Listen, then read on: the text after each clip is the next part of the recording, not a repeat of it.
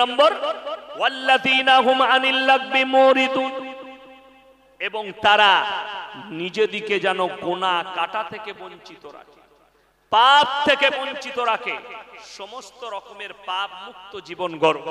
আমার মুসলমান ভাই, বর্তমান সময়ে, বর্তমান যুগে এই যে সময়টা চলছে, 95% পাপটাই মোবাইল বহন করছে।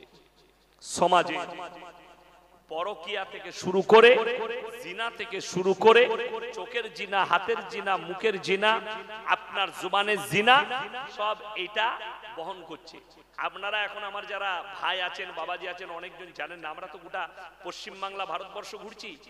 এখন একটা নতুন প্রেম বেরিয়েছে, প্রেমটার নাম হচ্ছে পবিত্র প্রেম। শুনেছেন নাম? আমাদের বাপ চাচারা সব খেপে যাবে। পবিত্র প্রেম নাম দিয়েছে বলে হুজুররা জানে না একটা পবিত্র প্রেম আছে। প্রেম কি? প্রেমিকাও নামাজি আর প্রেমিকও নামাজি, দুজনাই কিন্তু নামাজি মাল। সারা রাত কথা বলছি, কি বুঝলেন?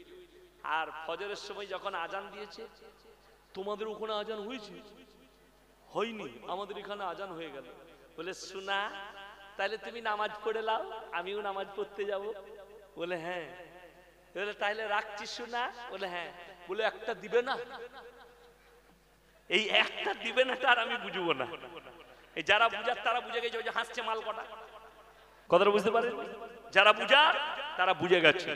এটার নাম দিয়েছে পবিত্র। নাউজুবিল্লাহ। জিনা কখনো পবিত্র হয় না, সব হারাম। মুখের জিনা, হাতের জিনা, চোখের জিনা, অন্তরের জিনা। আপনি যারা মুখের দ্বারা জিনা করছেন, যারা মনে করছেন হুজুর আমরা তো অস্বীকার করে নেব, আল্লাহর কসম করে বলছি অস্বীকার করার রাস্তা কিয়ামতের দিনে থাকবে না। কেন? দুটো লাইন রেখেছেন আল্লাহ। কটা বললাম? দুটো। এক নম্বর হচ্ছে সূরা ইয়াসিন, আল ইয়াউমা নাখতিমু আলা আফওয়াহিহিম ওয়া তুকাল্লিমুনা আইদিহিম ওয়া তাশহাদু আরজুলুহুম বিমা কানু ইয়াকসিবুন। আমি আল্লাহ রাব্বুল আলামিন কিয়ামতের দিনে তাদের জবানগুলো সেলাই করে দেব। হাত কথা বলবে, চোখ কথা বলবে, ঠোঁট কথা বলবে, আমি এদের জবানগুলো খুলে দেব, অঙ্গ প্রত্যঙ্গরা সাক্ষী দিবে। এটা এক নম্বর।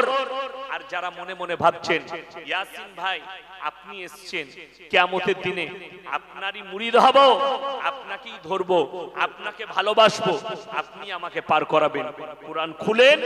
আল্লাহ কোরআনে কি বলছেন? আমার আল্লাহ রাব্বুল আলামিন কোরআনে বললেন, ইকরা কিতাবাক কাফা বিনাফসিকা লিয়াউমা আলাইকা হাসিবা মান ইহতাদা ফাইন্নামা ইয়াহতাদি লিনাফসি ওয়া মান দাল্লা ফাইন্নামা ইয়াদিল্লু আলাইহা ওয়া লা তাজিরু ওয়াজিরাতুন বিজরা উখরা ওয়া মা কুননা মুআযযিবিনা হাত্তা নাবআসা রাসূলা। হে আমার বিশ্বনবী, পৃথিবীর মানুষকে বলো কিয়ামতের দিনে ইকরা কিতাবাত, তাদের হাতে তাদের আমলনামা ধরিয়ে দেওয়া হবে আর বলা হবে তোমরা নিজের মুখে নিজের হিসাবটা দিয়ে দাও।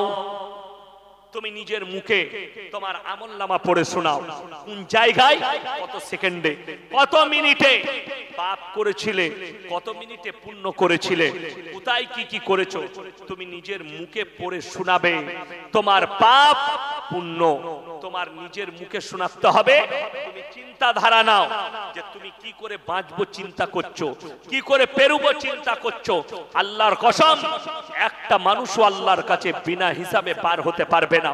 সে নেতা হোক, মন্ত্রী হোক, রাজা হোক, বাদশা হোক, আমি হোক, আর যেই হোক। কোরআনের সূরা আরাফের প্রথম পৃষ্ঠায় আছে, ফালানাস আলাল্লাযীনা উরসিলা ইলাইহিম ওয়ালানাস আলান্নার মুরসালিন। হে আমার নবী, পৃথিবীর মানুষকে বলো আমি কিয়ামতের দিনে নবী, পয়গম্বর, রাসূল দিকেও জিজ্ঞাসাবাদ করব, আর তাদের উম্মত, উম্মতিকেও জিজ্ঞাসাবাদ করব। আমার কাছ থেকে এতটুকু রেহাই কেউ পাবে না। আপনি সেদিনে জিজ্ঞাসাবাদ হবেন আল্লাহর কাছে, আপনি পেরুবেন কি করে। এই চিন্তাধারা নিয়ে পাপ মুক্ত জীবন গড়ব। জোরে বলুন ইনশাআল্লাহ। বর্তমান সময়ে যে পাপটা ভাইরাসের মতো ছড়িয়েছে, কোথায়? আমাদের সমাজের বুকে। সেই পাপটা মারাত্মক পাপ।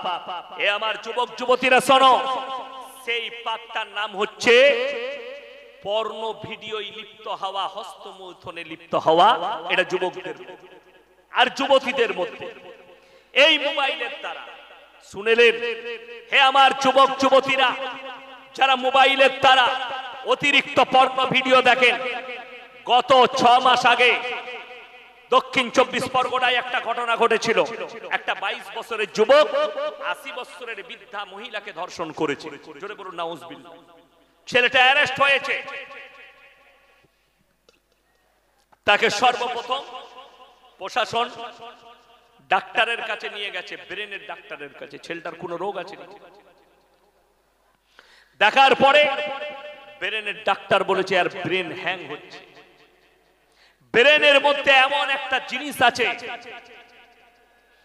সেই জিনিসের দ্বারা এই পাপটা করেছে। সেই ছেলেটার জবানবন্দি নেওয়া হয়েছে। তুমি কি করে করলে? বলে আমি সারা সারা রাত্রি প্রত্যেকদিন পর্ন দেখি। আমি যখন ওই জায়গায় মাচার উপরে বসে পর্ন দেখছিলাম, ওই ভদ্র মহিলা প্রস্রাব করতে এসেছে, আমি আর থাকতে না পেরে তাকে ধর্ষণ করেছি। আমেরিকা, লন্ডন, ব্রিটেন, জাপান, জার্মানের ডাক্তাররা বলছেন, বিশেষজ্ঞরা, যারা অতিরিক্ত পর্ন ভিডিও দেখবে তাদের ব্রেনে হ্যাং হতে লাগবে এবং যে রোগটা দাঁড়াবে তার চোখের দ্বারা জটা মহিলাকে দেখবে জিনার চোখেই দেখবে। তার মাকে দেখুক, তার বোনকে দেখুক, তার বিটিকে দেখুক, তার দাদিকে দেখুক, আর নানিকে দেখুক, আর তার প্রতিবেশীকে দেখুক। যে মহিলাটাকে দেখবে ধর্ষণের চোখে দেখবে, সে বলাৎকারের চোখে দেখবে। এই রোগটা দাঁড়াবে। ওই জন্যে শুনেলেন আমার এই বয়ান 6 মাস আগে বেরোনোর পরে কলকাতার এক হারামের আওলাদ শিক্ষিত লোক মুসলিমদের আমাকে ফোন করে গালি দিয়েছিল। আমার কাছে তার নম্বর নেই, নাইলে সেই হারামের আওলাদকে বলতাম, শোন, আমার কথা আজকে সত্যই প্রমাণিত হয়েছে। 1 মাস আগে উত্তরপ্রদেশের একটা দুর্ঘটনা ঘটেছে। ঘটনাটা শুনেলেন। বাবা 1 বছর আগে মারা গেছে। মা আর এক ছেলে এক মেয়ে থাকে বাড়ি। মা গেছে যে কোনো কাজে আত্মীয় বাড়িতে। তার ছেলে মেয়েকে বলেছে, ছেলেটা বড় মেয়েটা ছোট, যে রান্না করে দিয়েছি, রাত্রে খেয়ে শুয়ে পড়বে, আমি সকালে আসছি। মেয়ে মেয়ের কামরায় শুয়েছে, বেটা বেটার কামরায় শুয়েছে। ছেলেটা কিন্তু পর্ন ভিডিওর মধ্যে ডুবেছিল। পর্ন ভিডিও দেখতে লেগেছে, এতটাই ডুবে গেছে, এমন নেশায় পড়েছে, সে উঠে এসে নিজের বোনটাকে ধর্ষণ করেছে। শুধু তাই নয়, ধর্ষণ করার পরও ক্ষান্ত হয়নি। সে যখন দেখেছে যে এই ধর্ষণটা প্রকাশ পেয়ে যাবে, বালিশ চাপা দিয়ে বোনটাকে মার্ডার পর্যন্ত করে দিয়েছে। এটা কোনো বানানো গল্প না। মোবাইল খুললে, ফেসবুক খুললে পেয়ে যাবেন, খবরের চ্যানেল খুললে পেয়ে যাবেন। এটা বাস্তব সত্য ঘটনা। এই রোগগুলো আপনার মধ্যেও চলে আসবে। আমার মুসলমান যুবক যুবতী, নিজেকে পাপ থেকে পাপ মুক্ত জীবন করো। যাদের মনে হচ্ছে যে হুজুর পাপ মুক্ত জীবন কি করে করব, হে আমার যুবক যুবতীরা, হে আমার ভাইয়েরা, এই মোবাইলটাকে রাতের বেলায় হারাম করে দেন। অনুরোধ করে বলছি, মোবাইল সুইচ অফ করো, হয় আলমারিতে ভরে দাও, না হলে মায়ের বাবার কাছে জমা দিয়ে দাও, আমি সকাল বেলায় নেব। তা না হলে পাপ বাঁচাতে পারবে না। বেঈমান কাফেররা, তাদের বড় মিশন ছিল যে গোটা পৃথিবীর মানুষের কাছে জিনাটাকে হাতের মুঠোর মধ্যে করে দেব। এই মোবাইলটা ধরা মানে একটা জিনার অস্ত্র ধরে নিয়ে। আপনারা জানেন? আপনার কি মনে হচ্ছে আমি ধরছি? হ্যাঁ, আমাদের মতো মৌলবি যারা ইউজ করছে, আমরা জিনার অস্ত্রটা হাতে রেখেছি, খালি ইউজ করতে বাকি। ইউজ করলেই করা যাবে। করা যাবে না? যাবে না? করা যাবে। মিস ইউজও হবে আর রাইট ইউজও হবে। আপনি যেরকম করতে পারেন, কিন্তু সমাজের বুকে মিস ইউজটাই বেশি হচ্ছে, ঠিক কি না? 98% মিস ইউজ হচ্ছে। ওই জন্য অনুরোধ করছি আপনাদেরকে যে আপনারা সবাই নিয়ত করলেন পাপ মুক্ত জীবন গর্ব। জোরে বলুন ইনশাআল্লাহ। চতুর্থ নম্বরটা, ওয়াল্লাযীনা হুম লিফুরুজিহিম হাফিজুন, এবং তারা যেন নিজেদের লজ্জা স্থানের রক্ষণাবেক্ষণ করে। হে পুরুষ, হে যুবক, তোমার মধ্যে আল্লাহ যে যৌবনটা দিয়েছে, এটা শুধুমাত্র তোমার বিবির হক, তোমার বিবির হক। আর আমার মায়েরা বোনেরা যারা শুনছেন তারা শুনে যান, তোমাদের মধ্যে আল্লাহ যে যৌবন দিয়েছে, তোমাদের যে শরীর দিয়েছে, এটা শুধুমাত্র তোমার স্বামীর হক, বিবাহিত হোক আর অবিবাহিত হোক, তোমরা পরকীয়ায় জড়িও না। আল্লাহ বললেন আমার মুমিন সে যে নিজের মুমিন বান্দা, সে যে নিজের লজ্জা স্থানের হেফাজত করে। 5 নম্বরটা মারাত্মক, ইল্লা আলা আজওয়াজিহিম আও মা মালাকাত আইমানুহুম ফাইন্নাহুম গায়রু মালুমিন ফামান ইবতাগা ওয়ারা যালিকা ফাউলাইকা হুমুল আদুন। হে নবী, পৃথিবীর মানুষকে বলে দাও। আর 5 নম্বর, তোমরা তোমাদের স্ত্রীর সঙ্গে ভালো ব্যবহার করবে। সকলে করবেন, জোরে বলুন ইনশাআল্লাহ। স্ত্রী ছাড়া অপরের সঙ্গে সম্পর্ক গড়লে তোমরা হবে আমার সামনে সীমা লঙ্ঘনকারী। তোমরা সীমা লঙ্ঘনকারী। কেউ এই সীমা লঙ্ঘন করবেন না।